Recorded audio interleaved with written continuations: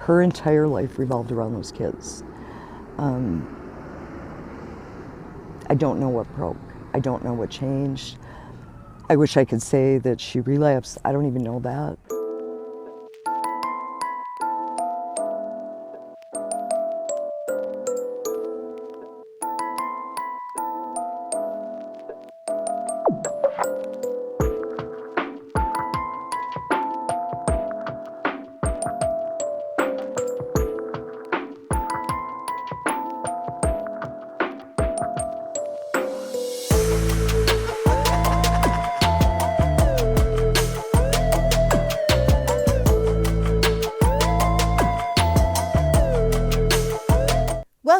Welcome back. I'm Cassie, and this is A Wicked World.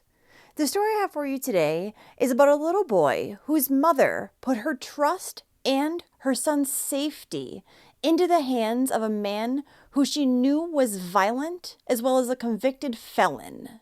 And as one would expect, things did not go well, and this little boy would never again be seen alive. This is the story of Elijah Vue.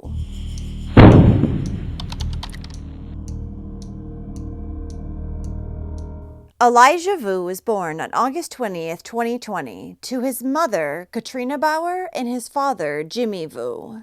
He also had an older sister who was born in May of 2017, and she was on the autism spectrum. Elijah loved trucks, dinosaurs, and his favorite color was blue. He also really enjoyed going to the beach. He was said to be a very sweet and loving child.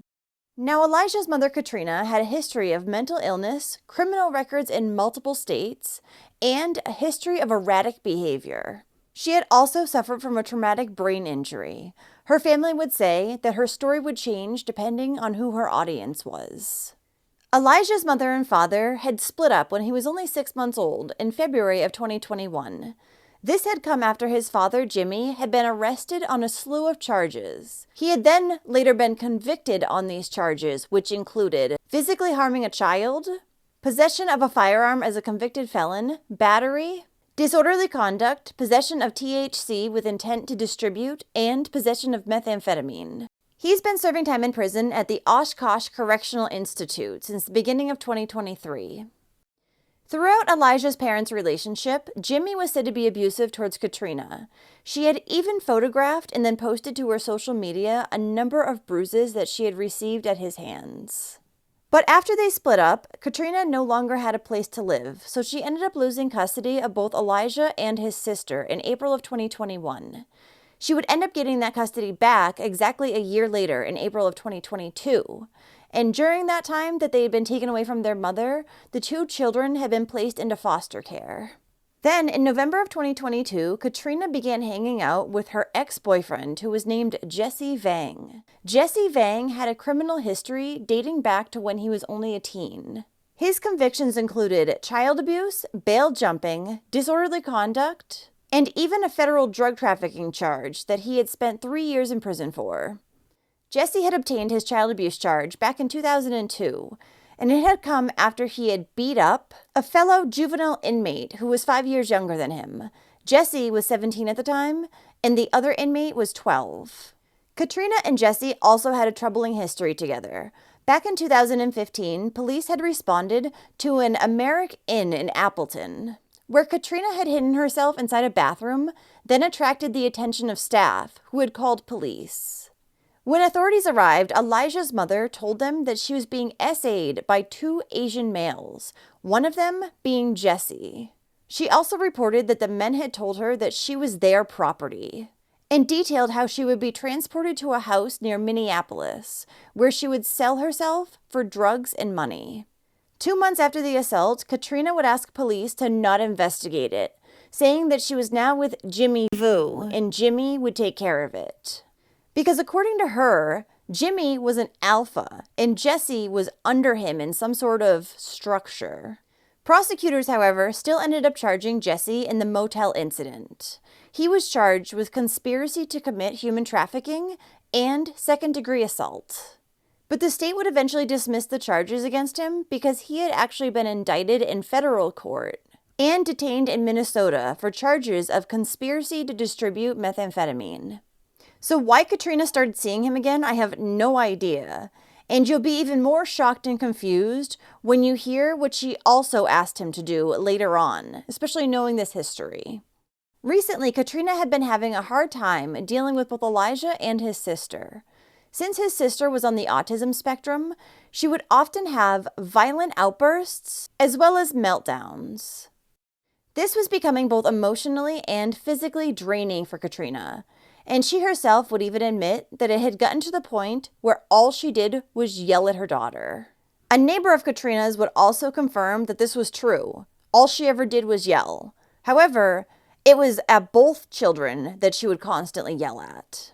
This neighbor had lived beneath Katrina and her 2 children in an apartment in Wisconsin Dells, and said she had to call the cops a number of times because of how loudly she could hear Katrina screaming at her children. She also said that she knows a number of other tenants had called police as well, because not only had they heard her screaming at the kids, but they had also seen her yanking them around by their arms.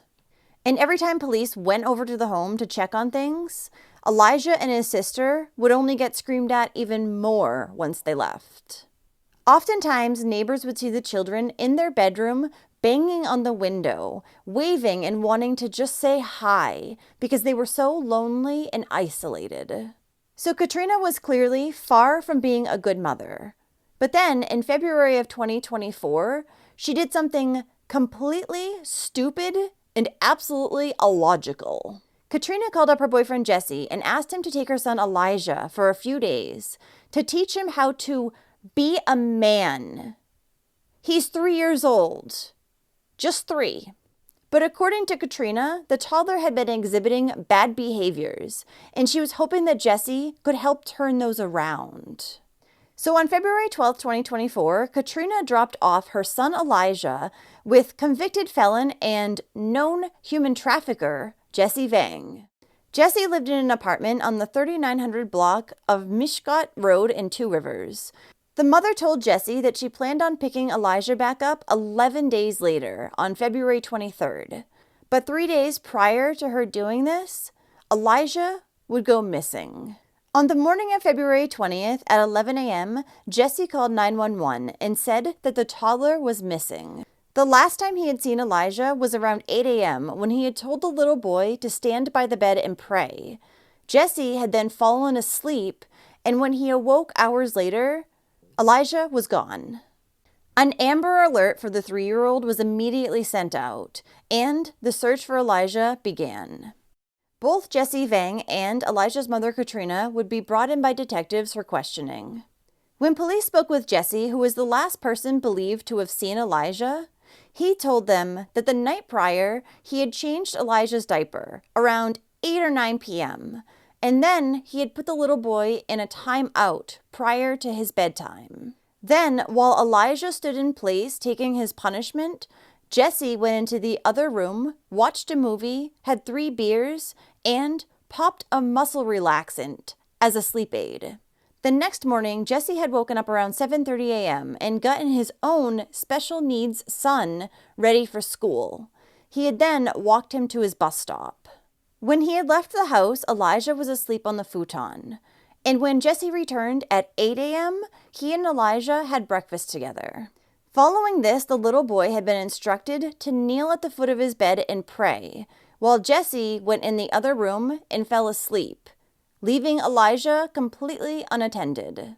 Then, when Jesse had awoken from his nap hours later, Elijah was nowhere to be seen, and the boy's red and blue blanket was also gone. When detectives asked Jesse about the discipline that Elijah had received, he would tell them that it often consisted of Elijah standing in one spot for 1 to 3 hours and either praying or saying over and over, "I'm sorry, Mommy." Additionally, police would find out that the 3-year-old was not yet potty trained and, get this, still mostly bottle fed. Elijah also had not been allowed to play with the one toy that Jesse had in his home because he was in a constant state of timeout during those 11 days he was supposed to be there. Ridiculous. Then, when authorities began to speak with Elijah's mother, Katrina, they started to get conflicting statements. both in regards to her whereabouts, as well as the events leading up to Elijah's disappearance.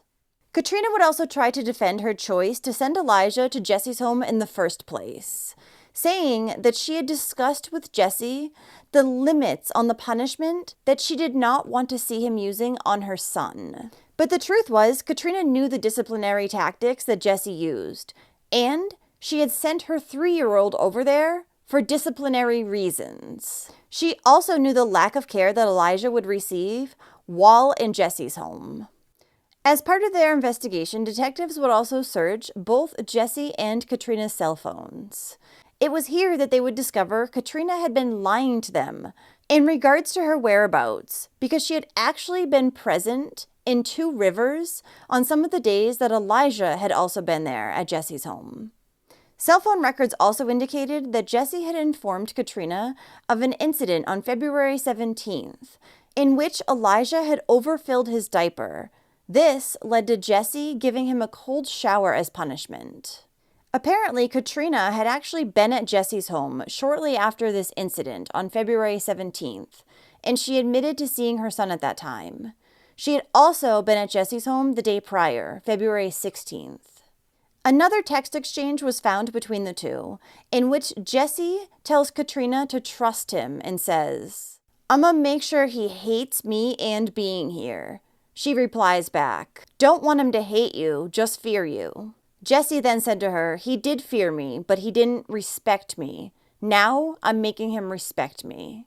There was also a photograph that had been deleted that was recovered from Katrina's phone. It was dated February 14th. It showed Elijah blindfolded, lying down on a bed, and he had what appeared to be bruises on his head, neck, and arm. There was also another photo from the next day, February 15th, that shows Elijah standing in a corner with just a diaper on that was full, and he's praying. Authorities were carrying out an intense investigation trying to locate Elijah. Their extensive search of the area included dogs being brought in, drones being flown over the area, and rivers being searched. The 2 Rivers police vowed that they were leaving no stone unturned. They would additionally end up conducting searches in nearby landfills, as well as Avery Salvage Yard, the same one that belongs to Stephen Avery's family. Hundreds of volunteers would also join in the search efforts for little Elijah.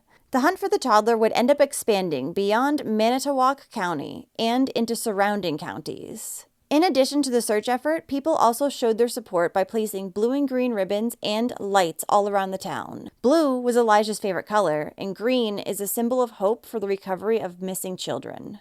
Just days after Elijah had been reported as missing, his 31-year-old mother, Katrina, was arrested and charged with child neglect. She was held on a $15,000 cash bail. 39-year-old Jesse Vang was, of course, also arrested, and he was charged with child neglect.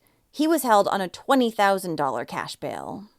Then, a few weeks later in March, Katrina's initial charge of child neglect was changed to chronic child neglect. After it was found that on February 16th, Katrina had left Elijah all alone in Jesse's apartment, while she and Jesse had gone to various locations throughout the city of Manitowoc. An additional charge of child neglect was also added, and this was in regards to her 6-year-old daughter. The reason for this charge was because evidence had surfaced that Katrina had left her 6-year-old alone in a car for approximately an hour on February 14th. During this time, the car was turned off in cold weather.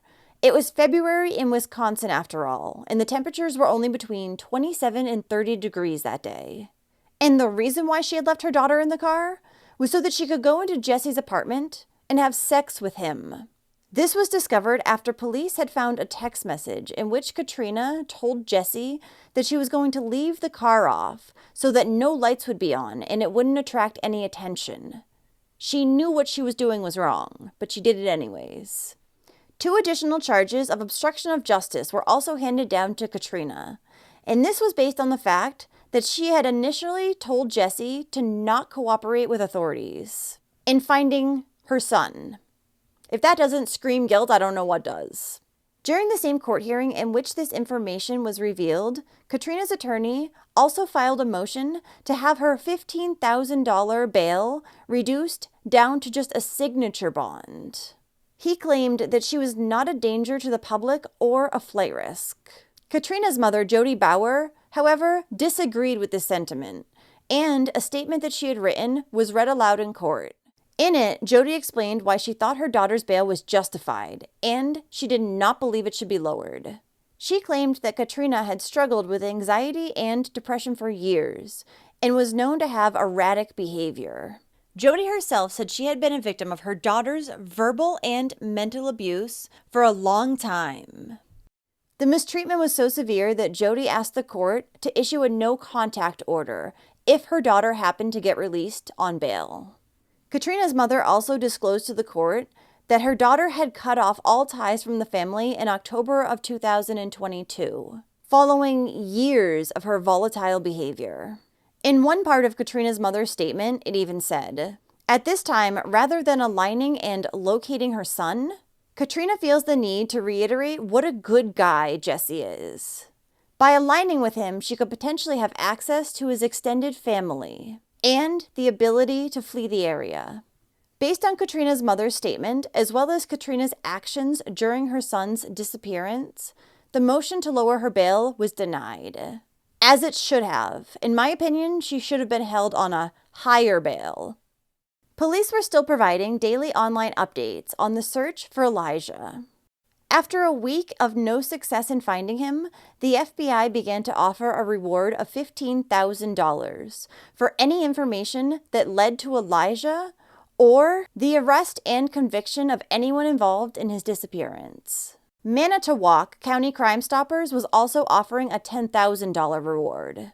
Then, on March 4th, authorities asked the public to search any video surveillance footage they may have because they were looking for a vehicle of interest. They announced that it was a beige four-door 1997 Nissan Altima that bore a Wisconsin tag starting with A and ending in 0. At this time, authorities actually already had the Altima in their possession, and they confirmed that it did not belong to either Jesse or Katrina. But they were hoping that the public had footage that was captured on February 19th, anytime between 2 p.m. and 9 p.m., the day before Elijah had gone missing. There's no further information on this vehicle of interest that I could find, but I'm assuming police believed that either Jesse or Katrina or both of them used this vehicle to dispose of Elijah's body somewhere. Around the same time, photos were released that showed Elijah and Jesse on surveillance video, just days before Elijah had disappeared. The owner of Ross Auto Services recognized Jesse Vang's name when the news of Elijah's disappearance first broke.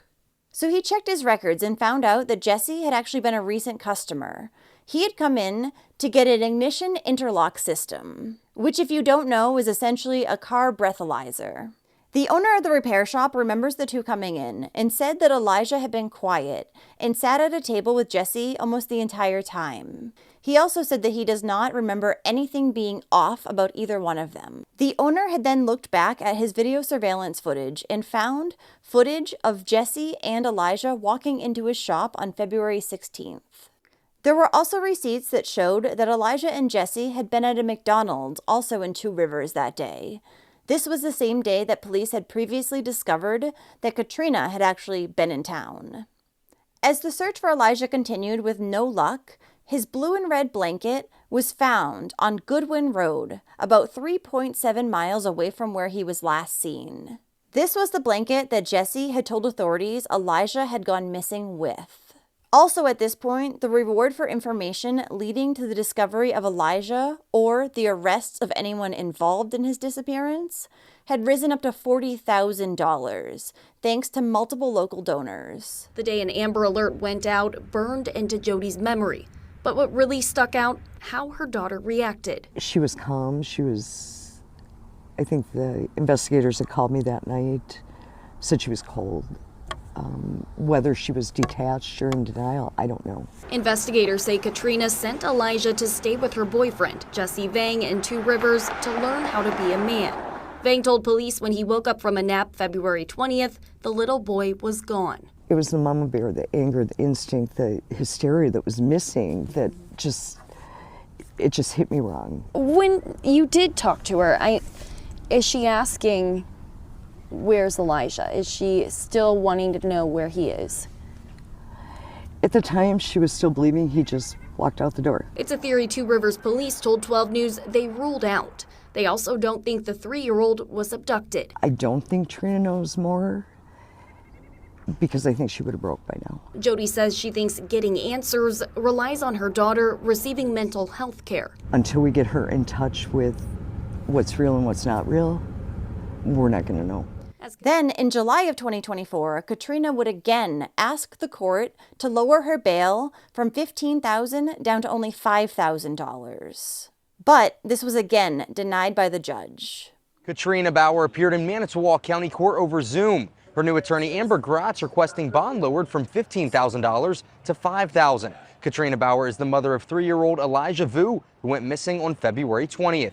She's been charged with child neglect, but not directly in his disappearance. I think that is sufficient to ensure her appearance, especially given her ties to the community and the state.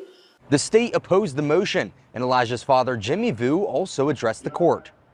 I'd like to ask you to deny bail due to the fact that my son is still missing, and we need answers. And I think Katrina Bauer has the answer. Judge Robert DeWayne denied a bond reduction, but he did modify a condition barring Bauer from contact with children under the age of 18, allowing supervised contact with her children only. In this case, supervised contact would have to be arranged, or it wouldn't be allowed. As the search continued, Elijah's 4th birthday was celebrated at a community event in Appleton on August 25th. Then, just recently, on September 13th, 2024, Two Rivers police announced that human remains had been found by a hunter on private property just a few days earlier. And it had been confirmed that they belonged to Elijah. The thickly wooded area where the remains had been found is only about 3 miles away from the home of Jesse Vang. Thank you all for being here.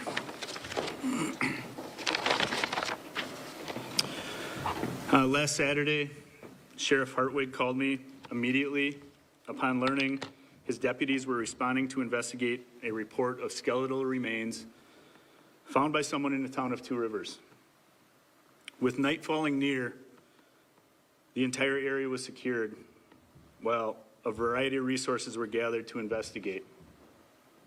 Ultimately, a forensic anthropologist with the Wisconsin State Crime Laboratories was able to confirm a skull and bones as human remains. On Sunday, my staff assisted the Manitowoc County Sheriff's Office, Department of Justice, Division of Criminal Investigation, and the Wisconsin Crime Lab with recovery of those remains and any associated evidence. The intentions of our team were to first notify family of the discovery and then alert the public. Prior to that, however, reports went out on social media and other platforms, some of which were false and most of which had yet to be confirmed. While we do feel it's important to share information with the public, our first priority is Elijah and the integrity of the investigation, as well as communication with the family. These are the facts that I can share. The remains were found on private property by a person getting his land ready for the hunting season. This land was not on Manitou Girl Scout camp property, but rather a thick wooded area with heavy underbrush, just to the north of Manitou. This location is just over 3 miles northwest of where he originally was reported missing. This area had been searched several times, as had been reported, by law enforcement searches, by private searches, by the landowner, by air, and with various search and rescue teams. Despite all those previous efforts and throughout different conditions and changing seasons, we continued searching and even had continued searches scheduled as early as next week. The remains found by the hunter and recovered by law enforcement were taken to the Wisconsin Crime Lab for DNA testing to identify the person. It is with a heavy heart that I announce to you today Those remains were identified as Elijah Vue. So the area where Elijah's body was found had actually been searched several times. So either it was missed multiple times or it was placed there after the area had already been cleared. The woman who keeps her horse at this property now tells us Katrina Bauer, Elijah's mom, once lived at this property right across the street from where law enforcement says a hunter discovered those human remains Saturday. 12 News has obtained a photo that shows Bauer holding little Elijah in the hand of a little girl who we are not identifying. Her mother, Elijah's grandma, confirmed that her daughter did indeed live there for a time. The blue railing and cement front steps in the photo match the property right across the street from that wooded area where a deer hunter found skeletal remains. Take a look, News Chopper 12, with the exclusive view of investigators combing through the wooded area across the street Sunday night in rural Manitowoc County. A mobile command unit set up several law enforcement vehicles on the property near Camp Manitou. Elijah's mother, Katrina, also came out with a statement after her son's body had been discovered. She said that she was just devastated by the recent news, and she had continued to have hope that he would be found alive. Since the discovery of little Elijah's body, a memorial outside of his former home has continued to grow as the community mourns his loss.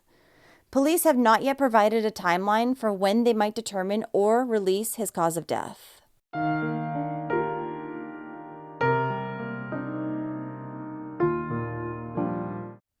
Well, thank you for listening to Elijah's story today. I absolutely think that his mother, Katrina, knows more than she's leading on. I think that she was either there when Elijah died or shortly thereafter to help dispose of his body. This so-called mother pretty much invited Jesse to hurt her child. She knew exactly what he was capable of, but still asked him to discipline her son Elijah. Why she was even with him after what he had done to her, I still don't understand. Letting her son stay with Jesse was not only extremely irresponsible, but honestly, insane. What do you think? Was Katrina involved with her son's death and/or cover-up of his death? Or did she just know about it and keep it a secret for Jesse? And don't forget, if you like true crime and you want to hear it from me, then subscribe down below and turn on those notifications too, so you'll know when I upload a new video, which is at least twice every week. Thanks for watching A Wicked World today. Until next time, take care, guys. Bye. Thank you to all the patrons of A Wicked World. Now, there's even more of A Wicked World on Patreon. So check it out at patreon.com/awickedworld or use the Patreon app. You'll have access to exclusive videos each month and more. Any support truly helps to make sure the victims never get forgotten and to highlight the shortcomings of society associated with each case. Do you have a suggestion for a case you'd like to see me cover? If so, send me an email at awickedworldtruecrime@gmail.com.